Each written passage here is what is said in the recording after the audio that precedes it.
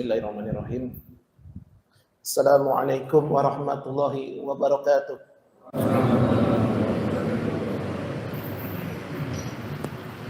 Alhamdulillahirabbil alamin. Wal 'aqibatu lil muttaqin wa la 'udwana illa 'alal zalimin. Asyhadu an la ilaha illallah wahdahu la syarika lah wa asyhadu anna Muhammadan 'abduhu wa rasuluhu la nabiyya ba'dah. Allahumma fassalli wa sallim wa barik ala hadzal nabiyil karim nabiyina wa qudwatina wa habibina Muhammadin sallallahu alaihi wa ala alihi wa ashabihi wa man tabi'ahum bi ihsanin ila yaumiddin, amma ba'd. Yang saya hormati dan muliakan para tokoh masyarakat, tokoh agama, para asatidz wa asatizah. Saya muliakan pengurus DKM, dalam hal ini Ketua DKM Masjid At-Taqwa Bapak Suwandi beserta jajarannya, dan seluruh jamaah Masjid At-Taqwa yang tanpa mengurangi rasa takzim dan hormat saya tidak saya sebutkan satu persatu. Bagaimana kabarnya, Pak? Sehat ya, Pak ya? Iya. Kayaknya saya nggak perlu pakai pantun. Tadi pantunnya udah diborong sama MC. Insya Allah kurang lebih 45 menit ke depan kita akan mencoba mengkaji beberapa ayat Al-Quran yang mudah-mudahan ini bisa menjadi satu pegangan dan motivasi bagi kita dalam menjalankan aktivitas kehidupan kita sehari-hari.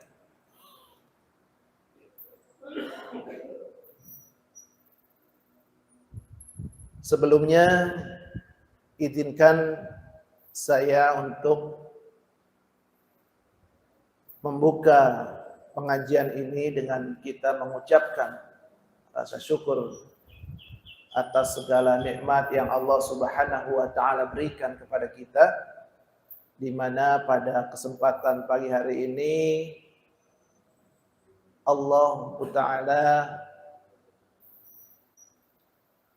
menggerakkan hati dan jasad kita ke tempat yang mulia ini dalam menjalankan ketaatan kepadanya, dan mudah-mudahan ini menjadi pundi-pundi pahala bagi kita semuanya ketika nantinya semua itu akan dimintakan pertanggungjawabannya oleh Allah Subhanahu wa taala. Dan juga kita berharap kepada Allah semoga hadirnya kita di tempat mulia ini, di masjid ini, menambah ukhuwah di antara para jamaah, ukhuwah di kalangan umat Islam, dikarenakan pentingnya kita menjalin ukhuwah ini. Innamal mu'minuna ikhwah, karena sesungguhnya orang-orang yang beriman itu adalah bersaudara, dan tidak kebalikannya. Wa'tasimu bihablillahi jami'an wa la tafarraqu, berpegang teguhlah pada tali Allah, jangan berpecah belah. Tidak berpecah belah, tidak untuk saling bersengketa, tidak untuk saling menyakiti, namun di sini dibutuhkan semua sumber daya dari kaum muslimin, umat Islam, dalam rangka tadi menjadikan umat ini adalah wahdatul ummah, umat yang satu.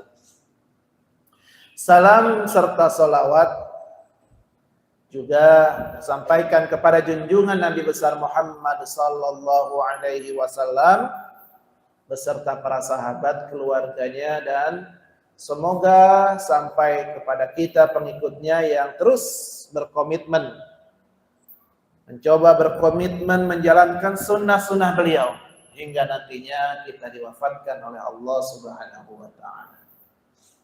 Bapak, ibu-ibu yang saya muliakan dan semoga dalam lindungan Allah Subhanahu wa ta'ala, tema pengajian kita pada Sabtu pagi ini adalah bahagia menjadi ulil albab. Ini merupakan salah satu representasi dan perwujudan dari firman Allah Subhanahu wa ta'ala dalam surah Ali Imran ayat 190, inna fi khalqis samawati wal ardi wa ikhtilafil laili wan nahar la ayatil liulil albab. Udah hafal ya Pak ya? Udah sering dengar ya ayat ini ya? Ya insyaallah. Jadi ayat ini di mana Allah Subhanahu wa ta'ala memulai dengan qasam, ya, janjinya bahwasanya inna fi khalqis samawati wal ardh, sesungguhnya dalam penciptaan langit dan bumi, penciptaan langit dan bumi,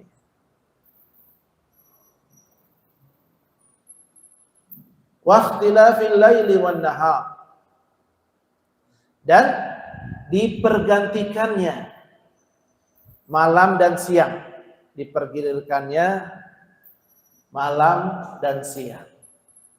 La ayatil liulil albab. Sungguh kata Allah, ada tanda-tanda bagi orang-orang yang menggunakan akalnya. Jadi di sini Al-Imam Ibnu Katsir dalam tafsirnya, beliau menafsirkan bahwa ulil albab ini adalah ahlul uqul, orang-orang yang menggunakan akalnya. Kok menggunakan akal ya Pak? Padahal akal itu kan tidak terlihat ya. Ada nggak Pak yang bisa melihat akal Pak? Kalau ini jelas ya. Ini apa? Air, minuman. Kita menggunakan ini untuk diminum supaya nggak haus. Tapi akal nggak terlihat.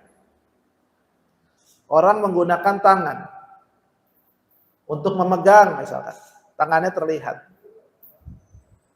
Tapi akal kan nggak terlihat. Nah inilah kemudian yang membedakan manusia di dunia ini dengan makhluk ciptaan Allah yang lain di dunia ini. Yang dengannya manusia diberikan gelar makhluk yang paling mulia di muka bumi ini. Dikarenakan apa? Diberikan akal oleh Allah Subhanahu wa ta'ala. Dari akal inilah kemudian muncul pengetahuan, pemahaman, ilmu.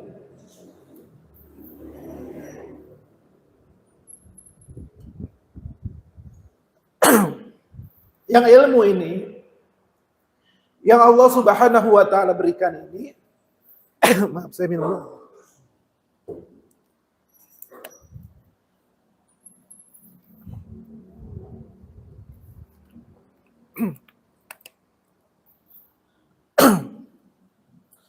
Ilmu yang Allah Subhanahu wa ta'ala berikan ini tentu saja nikmat yang sangat besar yang diberikan. Dengan ilmu ini kita akan bisa membedakan mana yang tauhid, mana yang syirik. Mana yang muslim, mana yang non muslim, ya, mana yang muslim, mana yang bukan, ya. Bisa membedakan, Pak. Sekarang ini kan hampir-hampir kita tidak bisa membedakan, Pak. Mana yang muslim, mana yang bukan. Bener gak? Ketika sama muslim, kita cuek-cuek aja. Tapi ketika dengan orang-orang non-muslim, waduh, sampai diciumin kepalanya, ya. Sampai didorong kursi rodanya, dipandu.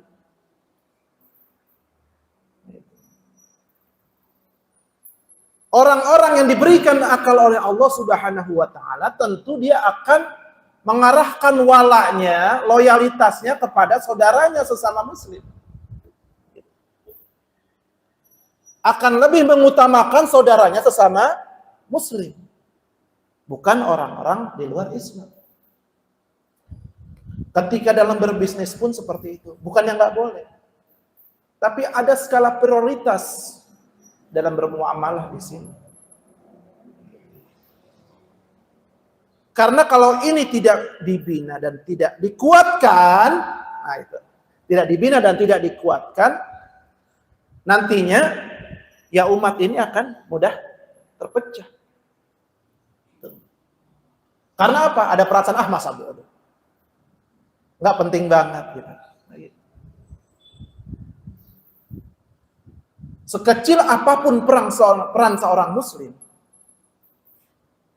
semiskin apapun seorang muslim, tetap kata Allah, ulaika hum khairul bariyah. Mereka itu adalah sebaik-baiknya makhluk. Dan kata Allah kepada orang-orang non-muslim, orang-orang kafir, innal ladzina kafaru min ahlil kitabi wal musyrikin fi nari jahannam khalidina fi ulaika hum syarrul bariyah. Pilih mana, Pak? Yang jelek apa yang bagus? Bagus. Fitrah manusia gitu. Diberikan sama Allah yang bagus kok, yang baik, masa nggak dipilih? Kalau dulu, Pak, mohon maaf saya mau tanya, dulu waktu nikah sama ibu, itu karena apa, Pak? Cantik apa gimana, Pak? Milih istri gitu, misalkan buat apa? Kira-kira yang cantik apa yang gimana, Pak? Yang cantik apa yang jelek, Pak? Hah? Yang cinta. Kalau nggak cinta dipilih nggak, Pak? Enggak, fitrah manusia seperti itu. Yang cinta. Yang cakep, milih istri cakep enggak? Boleh aja. Fitrah manusia yang seperti itu. Ditampilkan sama Allah yang baik gitu kok enggak mau. Apalagi sampai azan itu enggak boleh berkumandang. Azan enggak boleh disiarin. Gimana? Ya, biarpun di TV, tapi namanya azan itu iklan, pengumuman tuh diumumin, udah masuk waktu sholat. Walaupun saya juga nggak punya TV di rumah, tapi maknanya bukan itu. Tapi bagaimana syiar Islam ini kemudian dikuatkan, bukan justru dikebiri, dikerdili, bukan. Nah, ini menjadi bahan pemikiran juga bagi umat Islam ini. Ya. Jadi umat Islam ini, soalnya ini sudah juga mencakup masalah akidah kita sebagai umat Islam. Ya. Tuh, jadi Allah Subhanahu wa Ta'ala memberikan akal kepada kita. Nah, yang utama akal ini adalah bagaimana seseorang itu dia bisa memahami sang pencipta, yakni Allah Subhanahu wa Ta'ala. Fa'lam annahu la ilaha illallah. Surat Muhammad ayat berapa? 19. Ayat 17. Fa'lam annahu la ilaha illallah wastaghfir dzambika walil mu'minina wal mu'minat wallahu mutaqallabakum wa mathwaakum. Fa'lam, ketahuilah, fahamilah bahwa tidak ada zat yang disembah dengan benar kecuali Allah. Artinya apa? Beragama pun kita harus dengan pengetahuan, dengan ilmu. Bukan pemahaman agama yang ta'assus, yang serampangan, asal saja tidak. Karena baik benarnya pemahaman kita tentang Allah Subhanahu wa taala, tentang eksistensi Allah, tentang apa yang Allah Subhanahu wa taala kerjakan, itu nantinya akan sangat berpengaruh kepada aktivitas, kemudian bagaimana kita mencari ilmu, dalam kita menuntut ilmu, dengan ilmu-ilmu yang kita dapatkan itu sangat berpengaruh. Karena dengan itu semua kita nantinya akan memperoleh ketenangan, diberikan petunjuk oleh Allah Subhanahu wa taala, kehidupan kita akan lebih baik lagi, diberikan keberkahan oleh Allah Subhanahu wa taala, akan seperti itu, Pak. Gitu. Karena yang utama itu seperti itu. Bagaimana kita memahami tentang konsep ketuhanan ini dalam Islam, dan peran akal dalam memahami konsep ketuhanan ini sangat besar. Karena inna fi khalqis samawati wal ardi wa ikhtilafi laili wan nahar la ayatil liulil albab. Ada tanda-tanda bagi orang-orang yang menggunakan akalnya.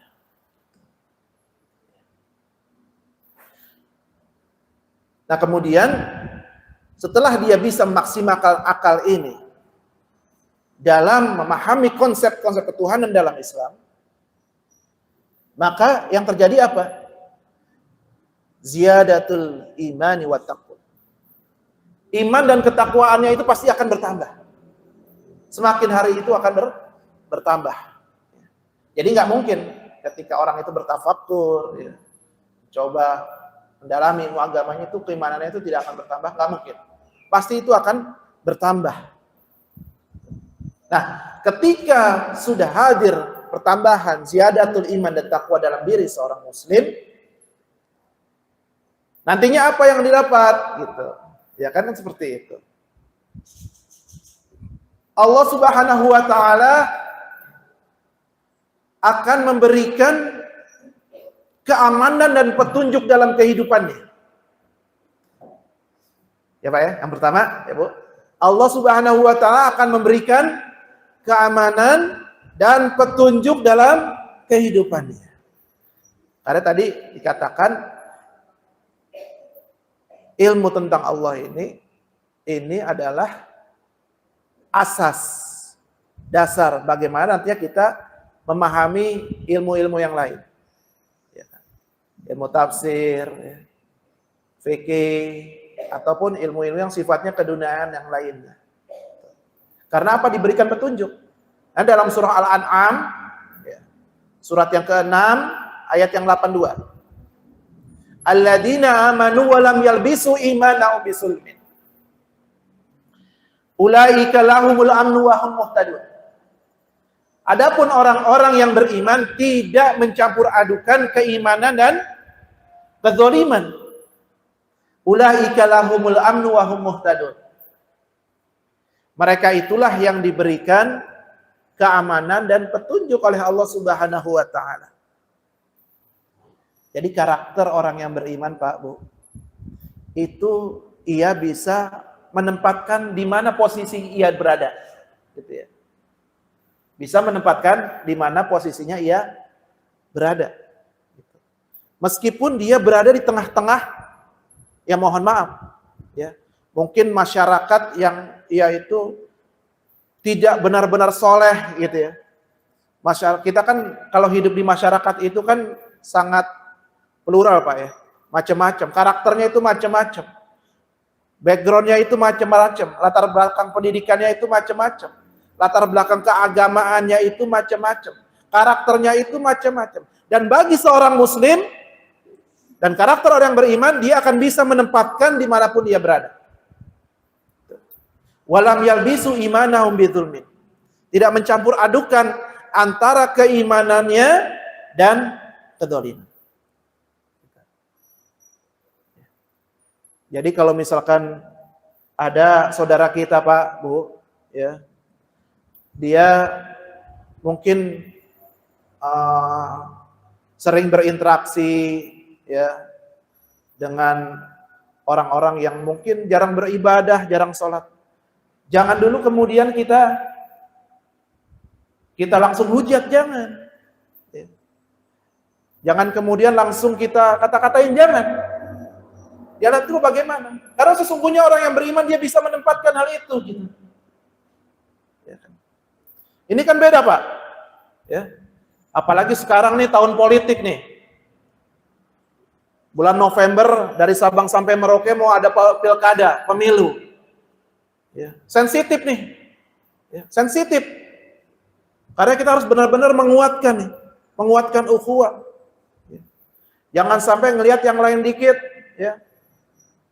Ada ormas Islam atau partai Islam mungkin gitu kan, gabung sama koalisi ini langsung, waduh, nggak bener nih, wah, ya kan, rame di medsos, di media rame tuh.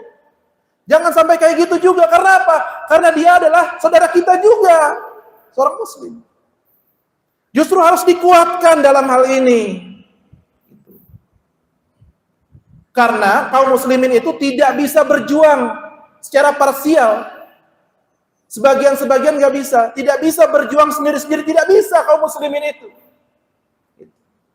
Kaum muslimin itu adalah sebuah jamaah, sebuah kesatuan. Jadi harus saling mendukung, harus saling bersinergi dalam umat Islam. Yang berkecimpung di bidang politik, dia berjuang dengan politiknya. Yang berkecimpung dalam bidang dakwah, dia dakwah. Yang berkecimpung dalam masyarakat, dia bermasyarakat. Dalam bidang sosial, dia majukan sosialnya. Begitu. Nah itulah bagaimana nantinya ketika seorang muslim itu, dia bisa menempatkan dirinya tanpa menabrak rambu-rambu keimanannya. Tetap keimanan itu menghujam dalam dirinya. Ya, jadi sekali lagi, ini juga merupakan pesan bagi kita semua. Yuk, Pak, Bu, yuk. Ya. Kita kuatkan, kita rapatkan ini umat Islam. Ya. Jangan sampai terpecah belah, jangan sampai mudah diprovokasi. Nah, itu. Ya. Alladzina amanu wa lam yalbisu imanahum bidzulmin. Apa masuk kezaliman di sini? Ada kesyirikan. Sebagaimana pesan Luqmanul Hakim kepada anaknya, ya bunayya la tusyrik billahi inna syirka la dzulmun adzim. Wahai anakku, janganlah engkau mensekutukan Allah, karena itu merupakan bentuk kesyirikan yang paling besar. Syirik. Kalau udah jatuh dalam kesyirikan, Pak, dan ia mati dalam kesyirikan, maka udah otomatis dia mati dalam keadaan kufur. Dan itu dosa besar dan bisa menyebabkan seseorang itu keluar dari Islam dan harus dia tuh bersyahadat lagi gitu. Ya. Itu hukum orang yang kufur. Lakukan dosa-dosa kesyirikan, hati-hati nih, jaga keluarga kita Pak. Ya ayyuhalladzina amanu qu anfusakum wa ahlikum nara. Jaga keluarga kita, anak-anak kita, keturunan kita. Gitu. Baik itu dari bentuk kesyirikan yang benar-benar nyata syirik, ataupun juga kesyirikan yang tersembunyi yang mungkin kita nggak terasa gitu. Ya. Kan dalam Al-Quran juga disebutin Pak. Ara'aita man ittakhadha ilahahu hawahu afa anta takunu alaihi wakila, kata Allah. Tidaklah engkau melihat bagaimana orang-orang yang menjadikan hawa nafsunya itu sebagai apa? Sebagai ilah, sebagai sesembahan. Nah itu bahaya Pak. Nggak kelihatan, nggak taunya kita nafsu, hawa nafsu itu kemudian menjadi Tuhan bagi kita. Nah itu repot. Nggak terasa, tersembunyi itu hawa nafsu seseorang. Jadi asbabun nuzul ayat itu, Ibnu Abbas mengatakan ketika ada seseorang dia muncahi batu tuh Pak, batu yang sangat putih. Ini hati-hati nih, bahwa bapak yang suka pakai batu ini nih, batu cincin nih. Bukan, maksudnya bukan itu. Jadi batu warnanya putih, ya. Abyad, ya. Sangat putih. Dia meyakini batu ini itu bisa memberikan manfaat, memberikan rezeki gitu. Nah, ketika dia merasakan batu itu tidak bisa memberikan manfaat bagi dirinya, dia mencari batu yang lain. Terus seperti itu. Nah, itu yang dikatakan oleh Ibnu Abbas radhiyallahu anhu, itu seorang yang menjadikan hawa nafsunya itu sebagai sesembahan, sebagai ilah. Terus memperturutkan hawa nafsu. Nah, seorang muslim, orang-orang yang beriman tidak mencampurkan hal itu dengan keimanannya. Ulaika lahumul amnu wa hum muhtadun. Mereka itulah orang-orang yang diberikan petunjuk dan diberikan keamanan oleh Allah. Nah, bisa jadi kalau misalkan kita itu jauh dari petunjuk ya Pak ya, itu karena memang dosa-dosa dan maksiat yang dilakukan oleh manusia. Jadi itu yang menghalangi petunjuk Allah Subhanahu wa taala, seperti itu. Yang menghalangi keberkahan rezeki dari Allah Subhanahu wa taala. Ya. Ketika Rasulullah Shallallahu alaihi wasallam menceritakan ada seseorang, Pak. Seseorang datang, ya, dengan baju yang kalau baju yang sangat acak-acakan gitu, nggak rapi, kemudian rambutnya berantakan, lusuh gitu.